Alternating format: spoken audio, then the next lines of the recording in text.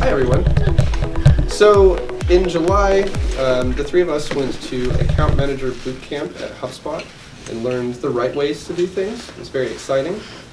As usual, HubSpot trainings are intense and very beneficial, so we came away with a lot of good information, but in particular, there is this new thing that we're thinking about implementing. They taught us to do called a client value presentation.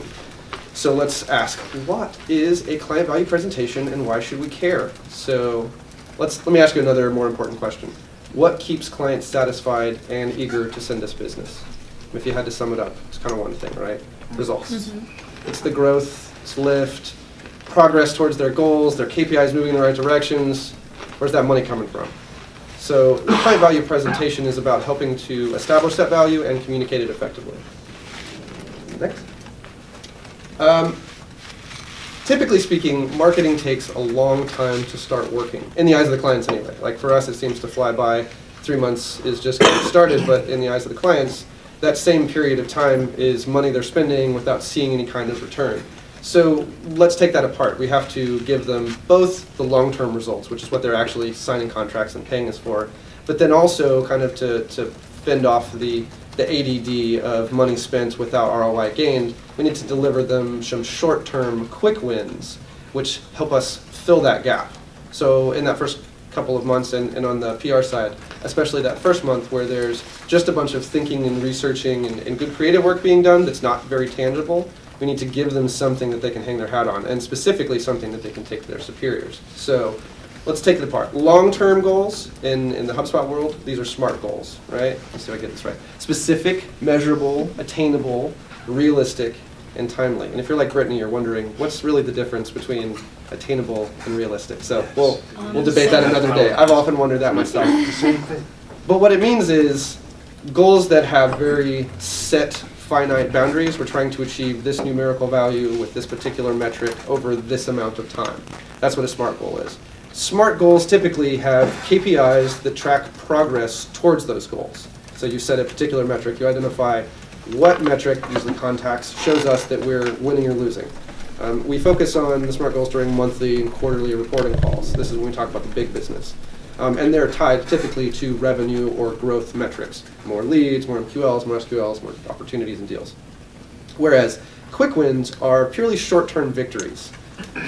Examples of these things would be like creating buyer personas for someone. They don't necessarily have a really clear idea, they have some general idea, so we help them fashion that into something simple. This isn't the long drawn-out buyer persona research project that sometimes we sell. This is the more talk me through it, let me talk to a couple of your clients, let's see what we can piece together, get a place to start. But it's quick and it's cheap, it just takes a little bit of time to do, there's no real cost. Gating existing content, that really doesn't take anything. We take something that they used to give away for free, we put a gate on it, make it into an ebook, even duplicate content in a few different ways. That's a short-term victory. So quick wins don't cost much time or money, and they honestly don't really provide that kind of like lasting value, but it feels good for a short period of time. Efforts are measured by their immediate ROI or their convenience, and then the strategies focus on areas of particular importance to your contact. So the organization overall wants the long-term goals. The CEO doesn't really care about the fact that I made Michael's life easier, right? He cares about getting business. But Michael is our contact, and he's the one who's going to be telling boss man, hey, they're doing a great job, or I don't really know what we're getting from them. That's going to be the two responses. So we want the great job, not a I don't really know what's going on, and that's what this is all about. So when you're doing a quick win, it is a quick win for your contact, not for the company overall. And that's an important piece. And so, go ahead. So all of these examples so far have been very, focused on the work we do for digital clients, and this was a HubSpot training, but this applies to clients on the PR side as well. And I know that we're working to identify a list of what those quick wins on the PR side would be. Yep. And in fact, we're definitely looking for additional recommendations, suggestions. If anybody can think of a quick win they had that might apply in a more general sense, please share that, because we want to disseminate that knowledge to everyone. These quick wins are great, but the whole point of this, the whole point of the quick wins is to give us the runway. That's why there was the airplane on the thing. So the purpose of this is communication of value. If you're doing stuff but nobody knows about it, did it actually really happen, and does anyone care? So is this your world? Once a deal is sold, we go to work, busy for a couple weeks, and then we emerge with a perfect plan and everything is just working perfect, right? usually not so much. It's more like we have to explain repeatedly why we are doing the things. We do these things every time, so it seems redundant to us. But in the client's eyes, again, they're spending dollars. Dollars are going out and they're not seeing immediate return back. So communicating what they are getting, even if that's an intangible, is extremely important. So communicate the value we're providing, because they don't know. They're spending a lot of money, and we have put them in a position where, as individuals, they have a lot on the line with their superiors. So quick wins give your contact a positive story to tell their boss, and SMART goals provide a roadmap for the client's journey with idea growth on a macro scale. So this client value presentation, we're about to show you two different versions of this, gives you a way to showcase your work, communicate quick win opportunities, and assess those gaps in your long-term plan. It's a gut check for you, and it's a little bundle of here's why we're awesome for them. One of the first things we talked about is making sure that the work that you're doing is the right fit for the client. So HubSpot in particular, inbound marketing isn't always a fit for every client, and it's important to acknowledge that. And so again, this can be applied to all the things that we do, in that just because there's a tactic that works for some clients, it doesn't mean it's going to work for all clients. So we need to make sure that the work we're doing aligns with the client, how they work, what their goals are. So there's, at the end of this document, there's a list of links and resources to kind of walk through how you can assess whether a client is a fit for inbound. But the concept is, is their website built to secure leads? Is the company the right size? Do they have, the right length of the sales cycle and the size of deal to justify all the work that goes into running an inbound campaign or program? And do they have a sales rep to kind of take advantage of the leads that are being secured so that they can turn those into customers? The important thing to note here is that you should never just set goals and forget them. This is something that is continually evolving as our clients' work evolves, as the industry evolves. So we need to make sure that we're obviously, tracking those KPIs and working toward those SMART goals, but knowing when to admit that this goal doesn't necessarily make sense anymore, or we need to add another layer on top of it to make sure that we're achieving the things that our client and their business cares about. Which brings me to a lot of times goals, sometimes we talk to our client contacts and they don't know what their business goals are. You can ask them about their goals and they tell you what their marketing goals are, and they're all very abstract, not really tied to anything specific. But everything that we do should be tied to helping our clients achieve business goals, and that really requires a conversation with sales. And if your clients are not already talking with their sales team, we should be working to make those conversations take place, because they should be informing the types of decisions and recommendations that we make. What's important to note here is, we're always trying to achieve this trusted advisor status with our clients. We should be aware of what's going on in the industry, aware of best practices in PR and marketing, so that they look to us and understand that we know what we're talking about and we can help them achieve their goals. Once we achieve that trusted advisor status, it is then our job to retain that status, and it can take something small to throw it off. So always be making sure that you're thinking about the ways things can be perceived by clients, what could kind of get in the way of, harming the relationship, to make sure that you're really guarding against those things. So one thing that you can do, and this is something that we are actually talking about doing to recover from those missteps, is those quick wins. So whether they're proactive and we want to make sure that this is the start of a relationship and we're ramping up towards our SMART goals, or we need to make sure that we have a really quick fix to make the client happy to see some immediate results so that we can kind of recover from a misstep, it can work either way.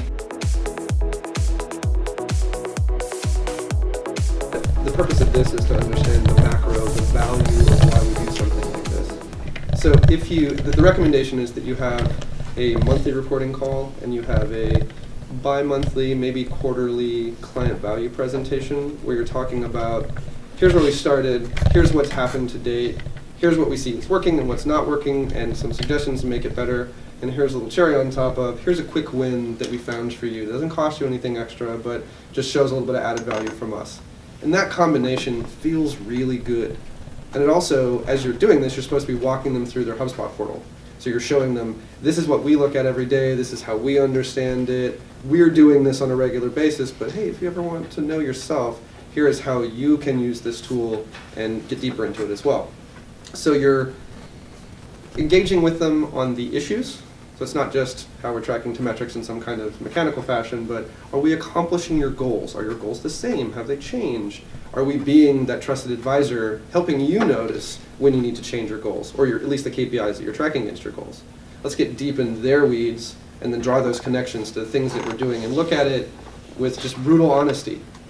Do we as a trusted advisor believe that the things that we're doing are having the necessary effect? And if not, or if not in an equal measure to what we want, what do we recommend? This gives you a platform to do that and a regular check-in where you're not just like hammering out the numbers, but you're having like real engaged conversation with your customers. I think that's a really cool idea. So how long did this take us to put together? So it was interesting because they gave us some pre-work to do before we went to the event.